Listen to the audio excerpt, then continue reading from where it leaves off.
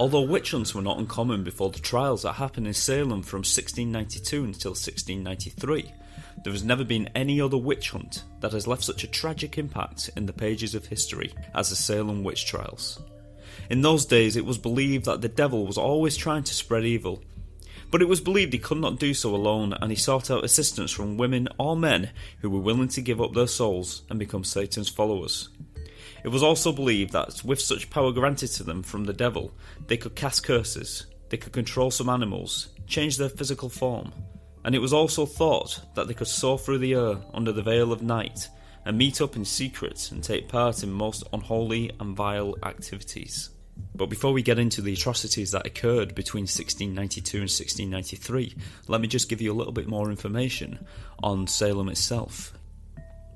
In the days just before the Salem Witch Trials, it is very important to remember that Salem was separated into two distinct areas. A side of wealth and prosperity, home to wealthy merchants, and a side to poor, hard-working farmers. The wealthy lived in the half of Salem named Salem Town, whilst the poor lived in Salem Village. This distinct difference would cause a rift that took a very dark turn. This quite clear distinction between two classes was also made abundantly clear by what the poor were allowed to wear. They weren't allowed to wear certain colours, they weren't allowed to wear certain fabrics, but the rich were, and you could tell the class of person by the clothes that they wore. You see, Salem Village wanted a bit more fairness. The people of Salem Village were expected to pay unfair tax towards Salem Town. Even the value of the crops harvested by Salem Village farmers was decided by influential people living in Salem Town. And due to the Puritan faith, which played a very, very big part in Salem, people were expected to travel a whole 12 miles into Salem Town to attend church. And well, if they didn't, eyebrows would be raised. The people of Salem Village decided that some sort of independence was needed to separate them from Salem Town's strong grasp. And their first step towards independence was to petition for their own church/meeting house to be built. After a lot of conjecture, the church was approved, but this did take a whole 2 years to do so. But this was only on the condition that Salem Village followed the halfway covenant system that was set up by the church, something many believed was a more relaxed way of the Puritan faith to gain more members. And this halfway covenant system may have been responsible for causing a bit of a rift in Salem. Not everyone agreed with it. In Salem Town, a family named the Porters held most of the wealth and land, whilst in the village, it was a family named the Putmans.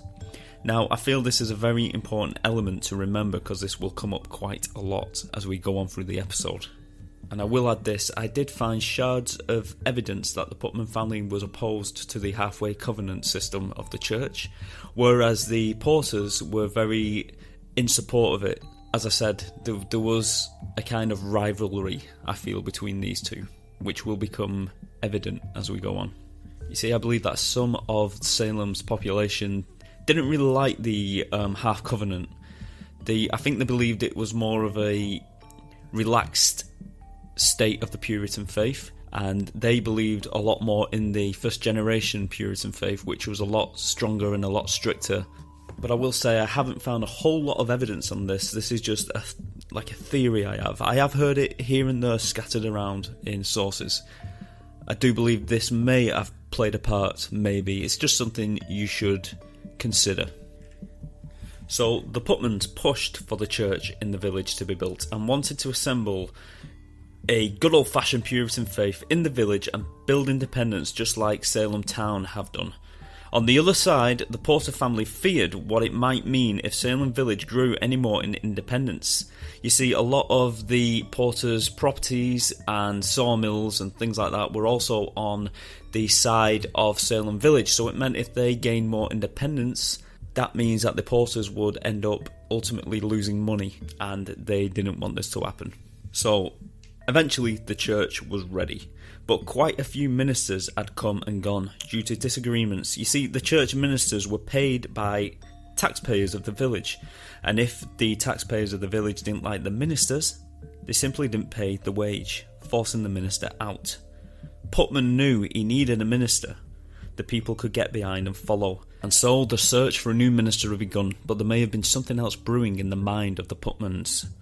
something that would well and truly put a spotlight on anyone who did not seem to follow the Puritan faith, and remove any threat to the new independence of Salem Village, or at least that is one theory that I have. Today I will be delving in to the Salem Witch Trials.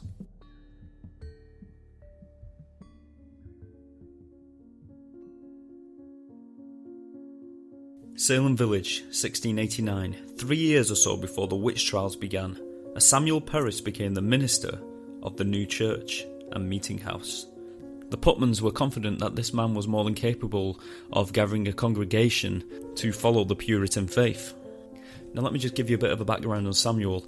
He wasn't originally from Salem. Samuel was born in London and later in life attended Harvard College. This was mainly due to his father's wishes. But after his father passed away, he left college and collected his inheritance, a sugar plantation in Barbados. Not bad. In 1680, after a hurricane damaged most of his land, he moved to Boston, bringing with him his slave Tituba, another slave named John, who I believe was married to Tituba at some point, and married a lady named Elizabeth Eldridge, and they also had 3 children together named Thomas, Elizabeth and Susanna. In 1689, he became the Minister of Salem. Now Samuel was regarded as quite a good minister.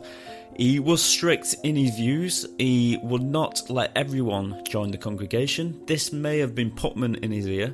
You see, he did refuse some people entrance into the church, but these may have been rivalries of Putman, but it isn't entirely clear.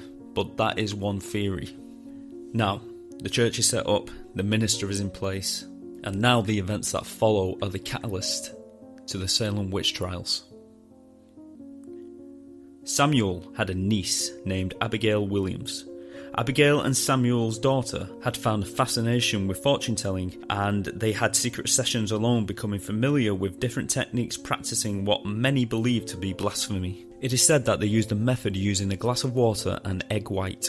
The egg white would form a shape in the water, and the girls would have to decide what fortune they saw. Apparently, one day the egg white resembled a coffin, meaning death, and this terrified them. In February 1692, a strange illness took hold of Elizabeth, and she began to act strange.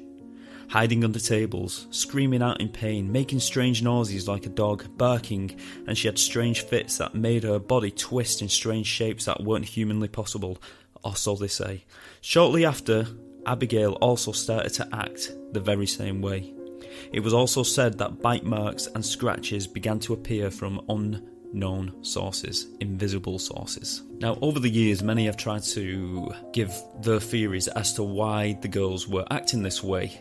The theories range from asthma, stress, epilepsy, or simply just boredom. You see, in those days, kids under the Puritan faith had to act a certain way.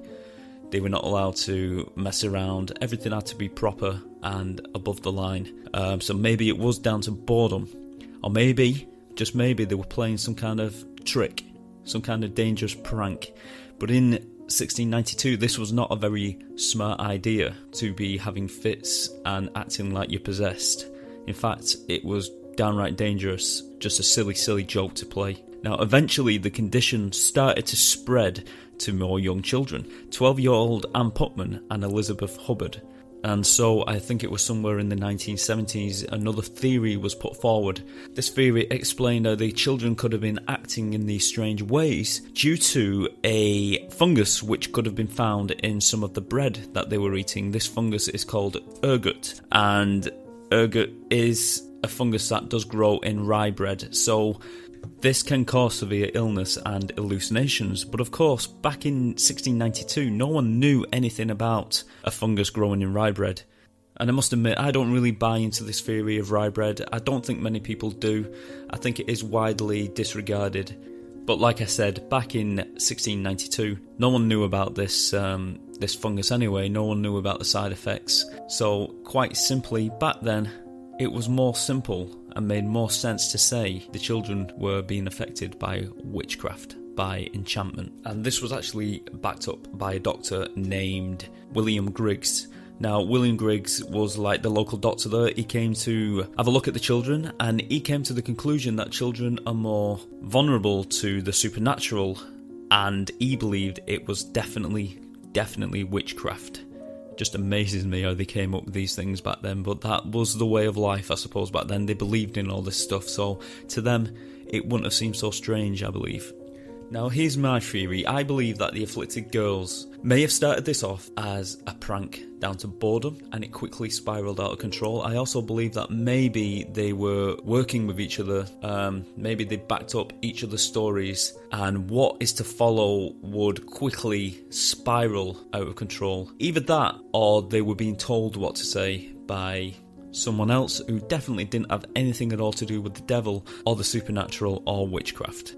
It is believed that when the condition of the girls worsened, Anne Putman's father, Thomas Putman, begged Anne for names. He wanted to know who was responsible for bewitching the children.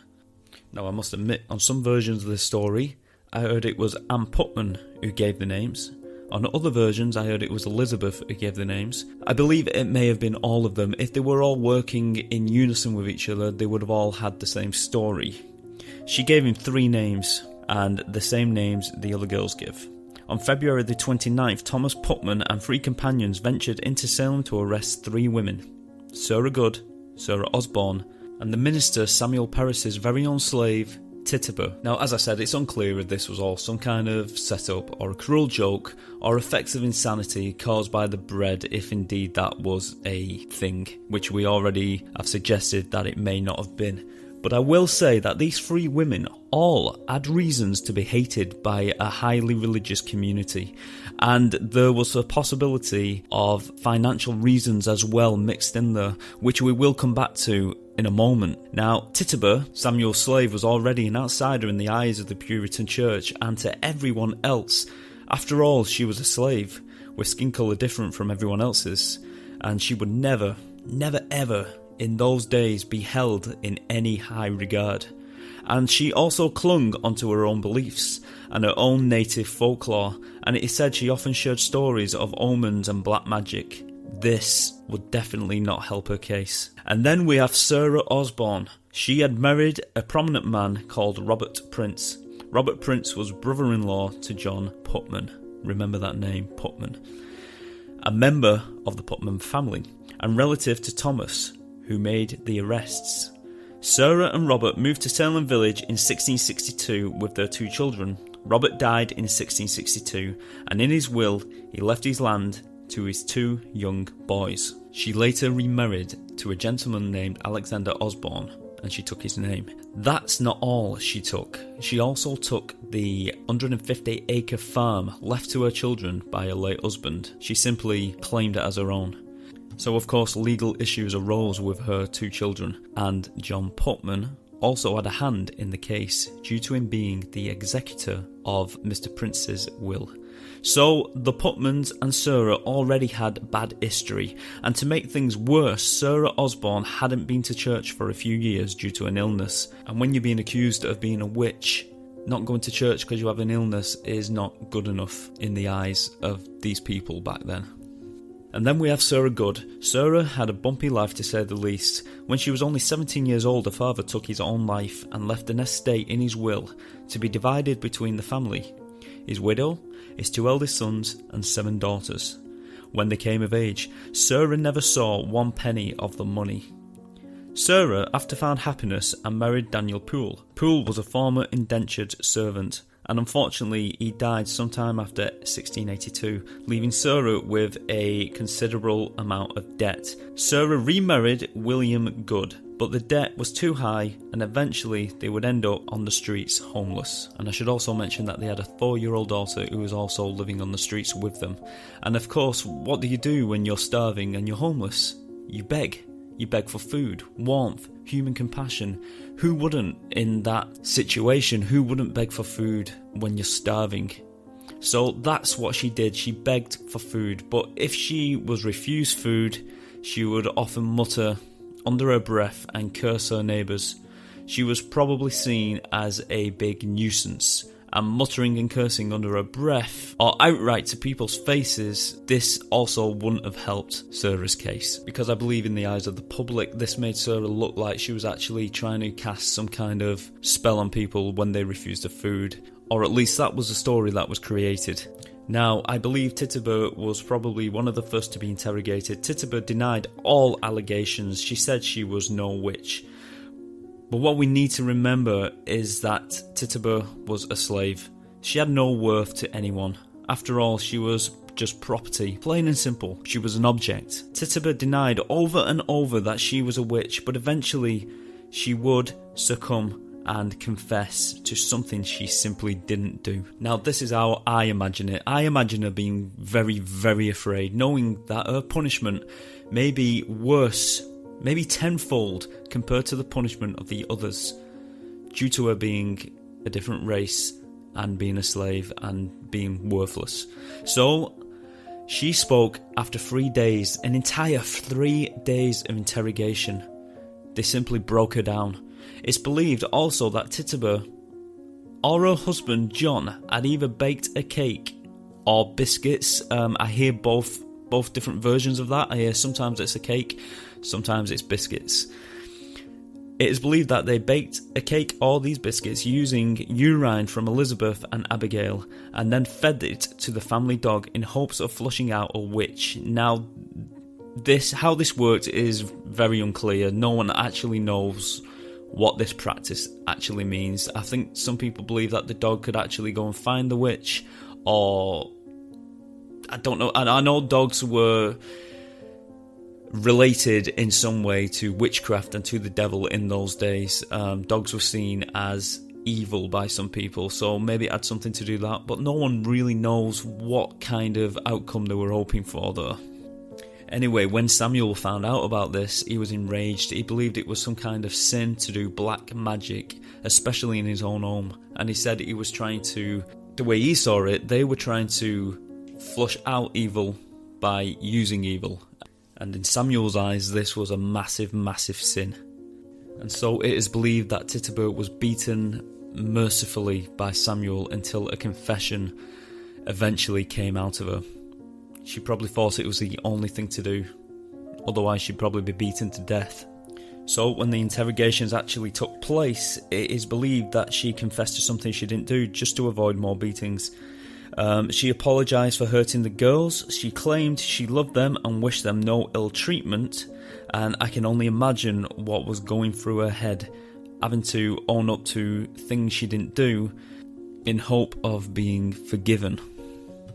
And then, probably out of fear or forceful intent, she fabricated a story featuring more witches in Salem, especially Sarah Osborne and Sarah Good. She also dreamt up a story of a tall dark man who visited her and made her sign her name in a book. She signed in red, the colour of blood. She said she saw Sarah Good and Sarah Osborne's names in the book. Tituba also claimed that there was quite a lot more names in the book, although she couldn't see the names clearly, they were blurred. This told people that there were more witches in Salem, and a witch hunt was needed.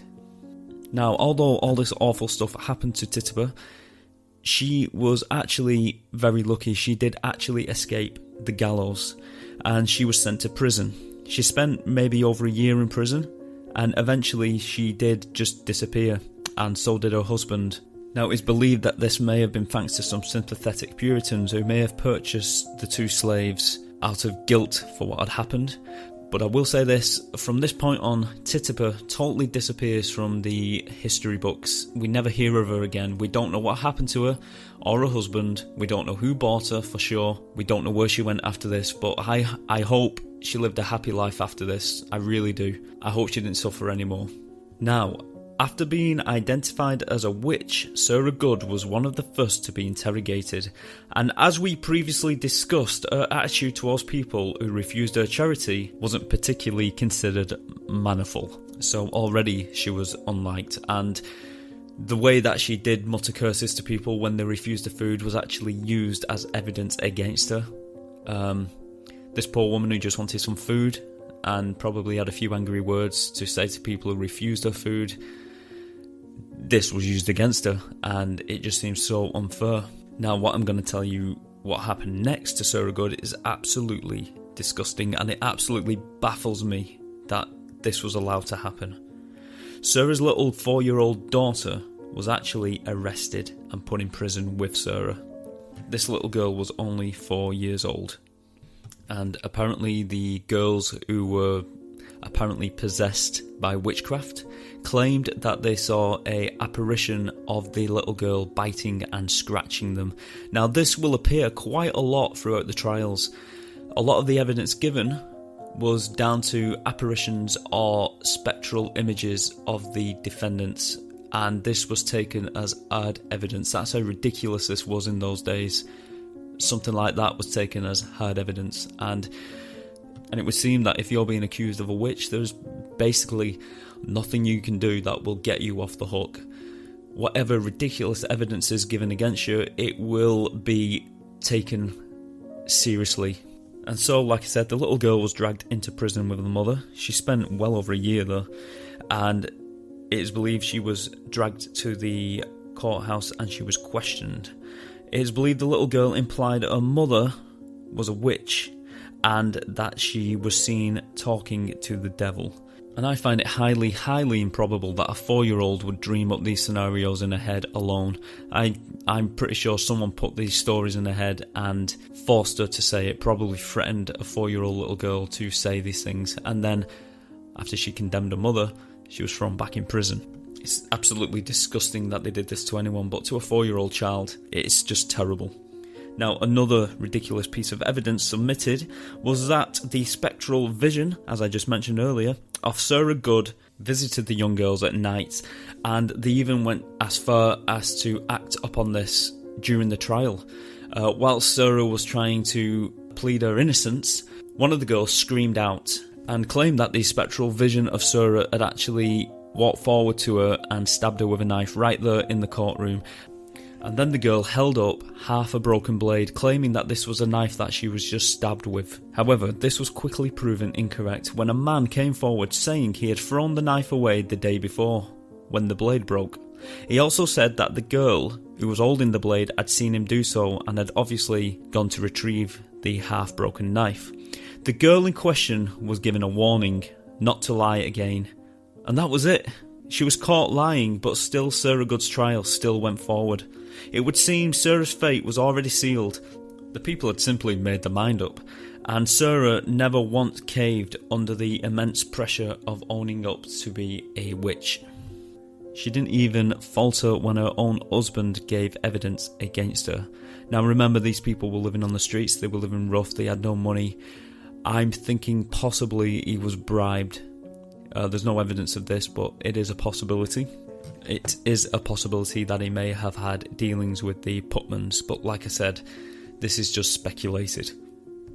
Now, Sarah never showed one shred of remorse, even as they lowered the noose over her head, tightened it around her neck, and took the floor away from underneath her. On July the 19th, Sarah Good was executed. It has also been said that Sarah Good's 4-year-old daughter was later released from prison a whole 9 months later. Her father said she was deeply disturbed by the whole experience and has never been the same again, and she was basically good for nothing. That was his words, not mine, after seeing her own mother dragged to the gallows. It was becoming evident that whatever the afflicted girls accused these witches of, it was taken as fact by the court, no matter how little evidence was actually provided. Now next we have Sarah Osborne. Now Elizabeth Hubbard had accused Sarah Osborne of stabbing her with knitting needles whilst in spectral form. As I've said before, this didn't matter how ridiculous it sounded, it was accepted by the court. Now, as I mentioned before, Sarah Osborne hadn't attended church due to illness for quite a few years.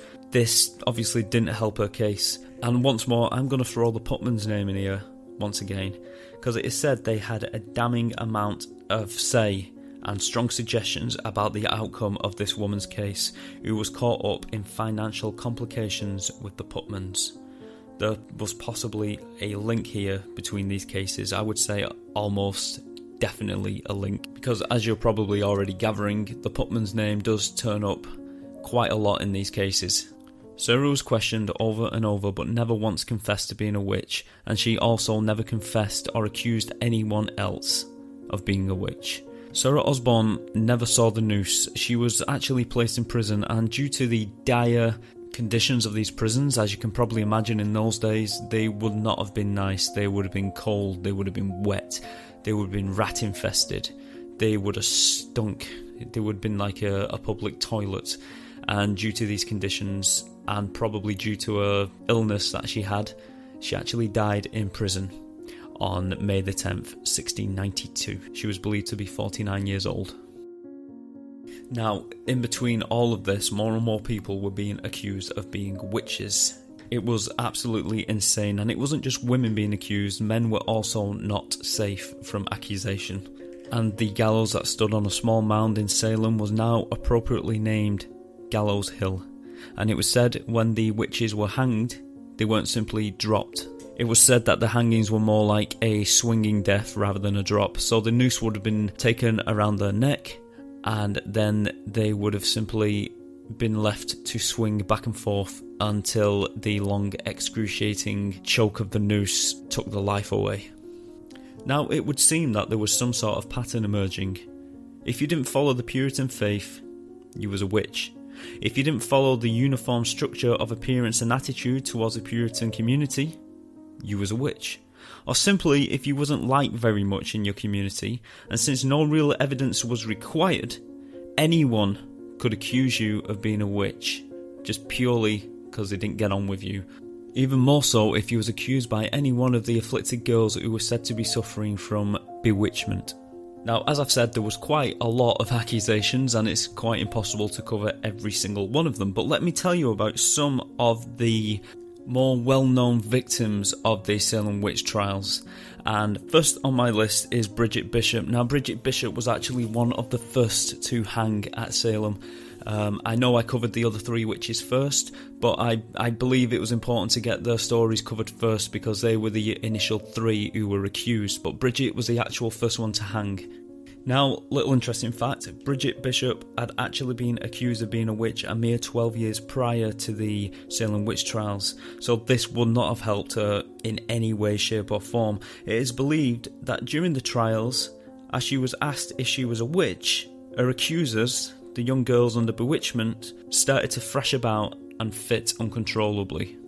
As they did many times when people were about to try and give their side of the story and prove their innocence, the young girls would always seem to start fitting or screaming accusations at the defendant because they wanted to get their own way. And 9 times out of 10, the defendant's plea of innocence was just simply not listened to and thrown out. And that's what happened here. As Bridget was trying to tell her side of the story to plead her innocence, the girls started to thrash about in pain and agony, claiming that Bridget was doing it to them with magic. Bridget denied all the accusations. You see, here's the thing, Bridget didn't ponder to the Puritans' set rules, and this was probably a big mistake.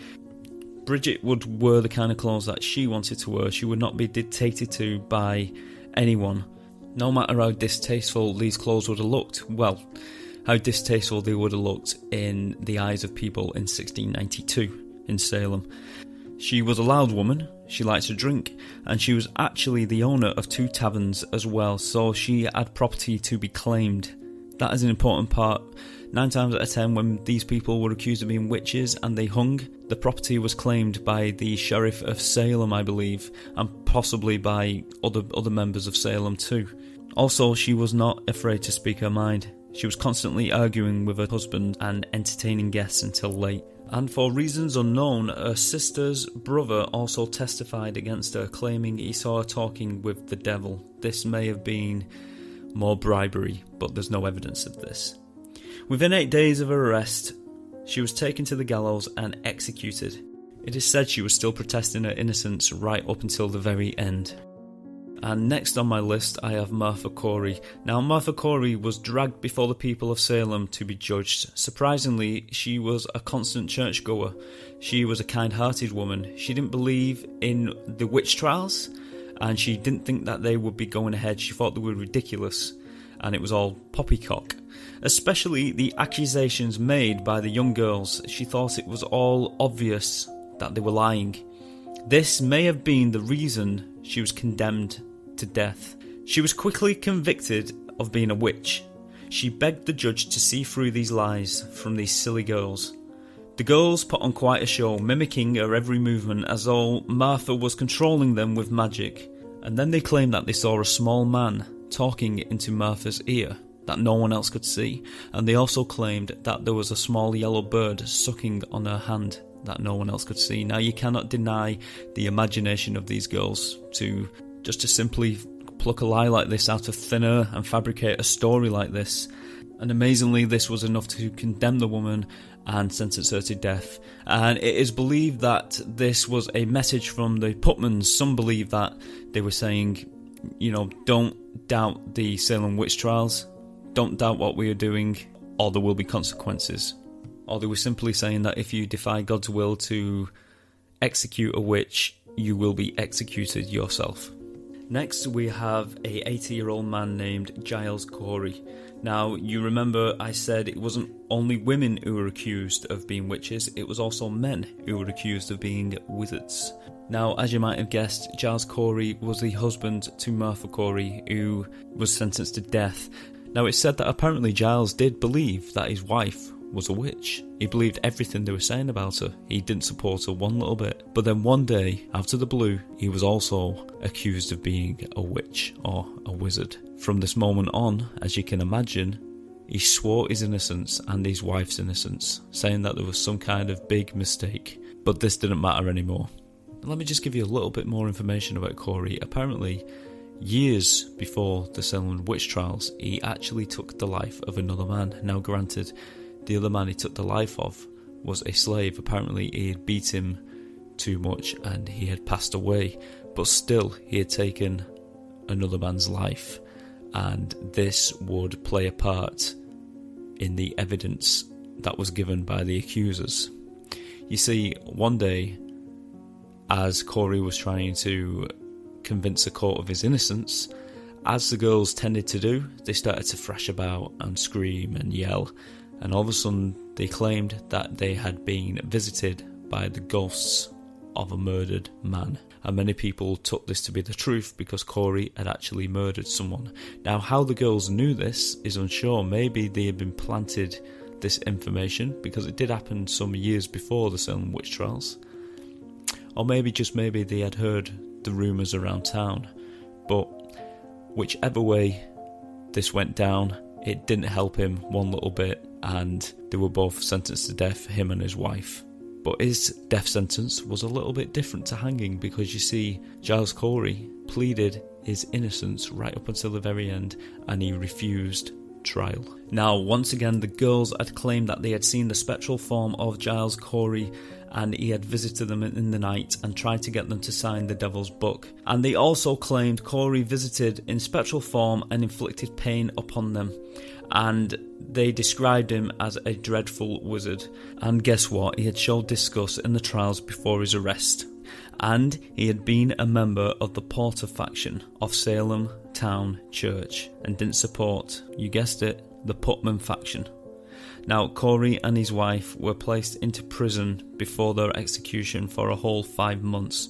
Meanwhile, a lot of evidence came forward stating that he had been seen mixing with witches and more lies. Corey knew if he faced a trial that he would be found guilty and lose his property. So in an attempt to save his property, which probably failed anyway, he refused trial.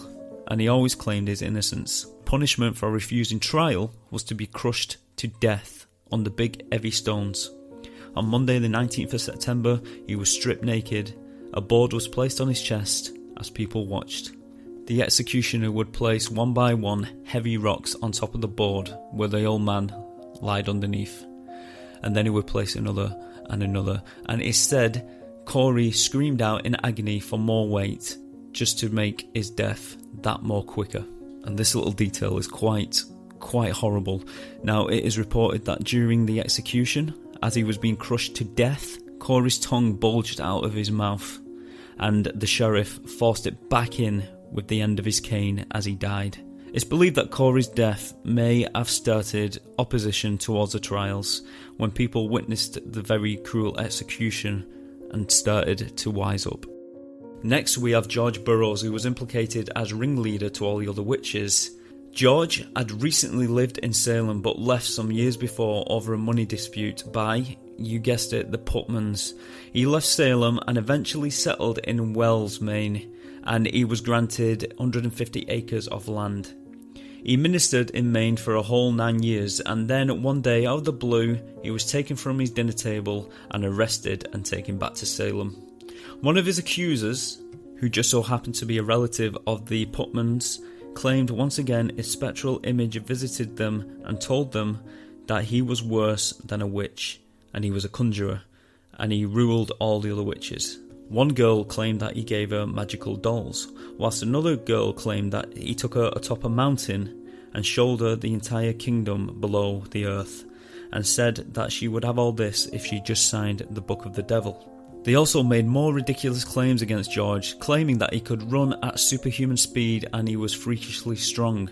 They also claimed that they were visited by 2 of his dead wife's ghosts, who claimed that he killed them both. George was believed to be a very nice man, and he was generous, even giving some of his land back to his hometown.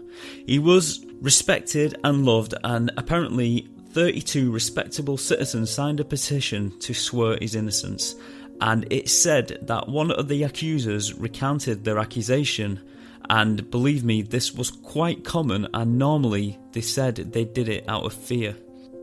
But sadly, it was all for nothing. It was no use. This kind-hearted man was taken to the gallows. As he stood waiting for the noose, he shouted out the whole Lord's Prayer. This was supposed to be impossible to do if indeed you was a witch or a wizard, but he did it perfectly. The crowd started to shout for George to be pardoned. They could now see his innocence. He had just recited the Lord's Prayer perfectly. However, it did George no good. He was hanged right there before the crowd as they protested his innocence. Next, we have Mary Eastie.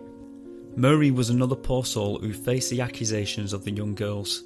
The same as before, the girls made accusations of spectral visitations and started having fits.